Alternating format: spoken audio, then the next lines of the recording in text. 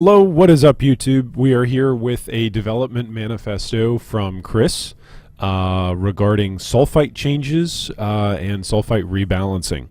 So, as always, we are enjoying the Delve League, but thankfully, Grinding Gear Games is an awesome company that keeps up with various discussions on the forums and on Reddit and through Twitch and YouTube. And it looks like there's going to be some massive changes coming down the pipeline for the betterment overall of the league. So let's jump right in. We've been keeping a close eye on community feedback and wanted to describe some changes that we are planning to address concerns. We expect to make these changes by the middle of next week. Shared Azurite Mine. Our initial plan for the Azurite Mine was that you would have a separate one per character. This way, you would get a unique delve experience with each character you create and could delve at depths appropriate for that character's power level.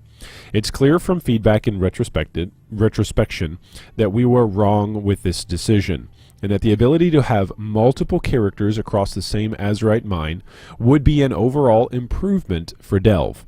We are implementing a change where your deepest mine is shared across all characters on your account. Mines on other characters will be lost. If you have some encounters or rewards in your other mines that you have been saving up, we recommend you run these over the weekend because they won't be available after we deploy this change. Because the mine scales infinitely side to side, if you want to have a fresh delve experience on a new character, just travel sideways off your current path and head downwards from there. Note that we do not plan to share sulfite between characters on your account. It is important that you are capable of earning the sulfite on the character that needs to spend it. Sulfite rebalance. One of the goals we had when we were balancing Delve was that it shouldn't be more profitable to just run Act 9 or 10 areas over and over again to farm sulfite compared to playing in maps. The way we did this was by having the amount of sulfite increase drastically as you play higher tier maps to make them more valuable. For example, the amount of sulfite per deposit in the quarry is 31, but in tier 16 maps it's 241. Unfortunately, we didn't manage to hit the correct balance here. Yeah, I can say that again. In order to correct this, we are going to rebalance both sulfite gain from higher tier maps and sulfite costs in the mine. Higher tier maps will grant significantly more sulfite, but their corresponding depths will cost more sulfite than before. We will also make map item quantity bonuses affect sulfite gain. We want it so that playing harder content is always worthwhile. Thumbs up! Big thumbs up. Big thumbs up. That's the kind of design decisions that we all like. More risk, more reward. We love that out of all of our PoE experiences. And so it makes sense that acquiring sulfite's the same way. In order to compensate for the larger amounts of sulfite that you will have, we will increase the caps on sulfite at all upgrade levels. So we can carry more. There's going to be more available throughout maps. There's going to be less available in Act 9 and 10. Bummer, but that's fine. Because it's still going to carry us through the mine at that appropriate level. And once you're past Act 9 and 10 in your delve depth, then you ought to be able to find stuff in maps.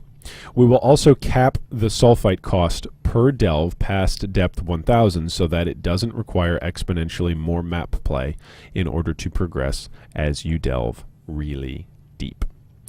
After these changes, playing high tier maps will be way more effective as a means of farming sulfite, so grinding quarry will not be the best way to get progress in delve.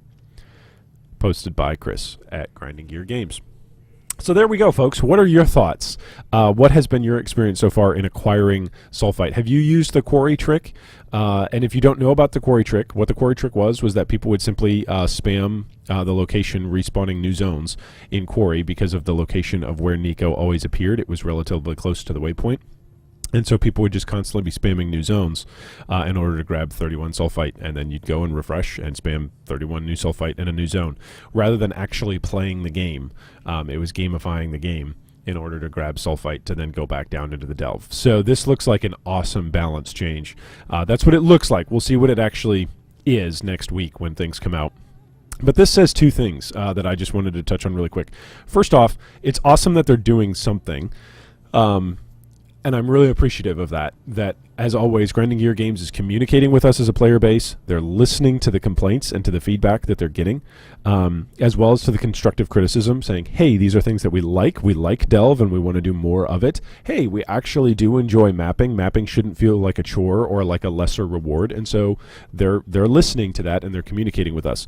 So that's the first thing. Always, always, always props to game companies for doing that.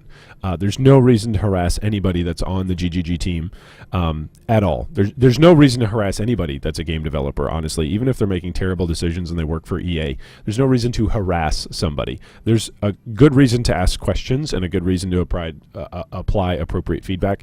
There's never a reason to harass people for their work. Secondly, the second thing, so good on Grinding Gear Games for communicating with us. The second thing is I like that they're actually delaying the implementation of this change. So, in other words, people that are playing on the old way, that things are now going to go away, and maybe you've got a unique Delve experience on one of your characters that, as Chris said, you've been saving up. Maybe there's a currency mine, or maybe there's, particular item mine, or maybe there's a Vol side area, or maybe there's a particular section of Running in the Darkness that you want to go do. Like, they're giving you time to go do that. Now, some folks may say, oh, well, it's because it just takes time to implement the change. Okay, that's fine, but they don't have to communicate that it's going to take time to make the change. They could have just said next week, hey, we've got a new patch, and here it is. It's coming out tomorrow. Instead, they're giving us a week, so that way players who don't regularly get to play during the week but play the majority of their playtime on the weekend are going to have a chance to actually go and delve in those experiences rather than simply logging on next week and going, hey, where's all my stuff? I was saving up a bunch of stuff to do. So appreciation and thanks again to how Grinding Gear goes about communicating with us as a player base, and then also the timeline that they're operating on and how they're communicating about that timeline. So great on you, Grinding Gear Games, as always, to Chris and the whole team over there for communicating with us as a player base and for letting us know what your thought processes are and what the timeline is for improvement. So leave us a comment down below. What do you think about the Sulphite changes, about the shared Azurite mine experience that's going to be coming up, as well as the Sulphite rebalance? Let us know down in the comments below what your thoughts are, and as always, you can subscribe for more Delve content that we pump out every single day right here at the G3 channel.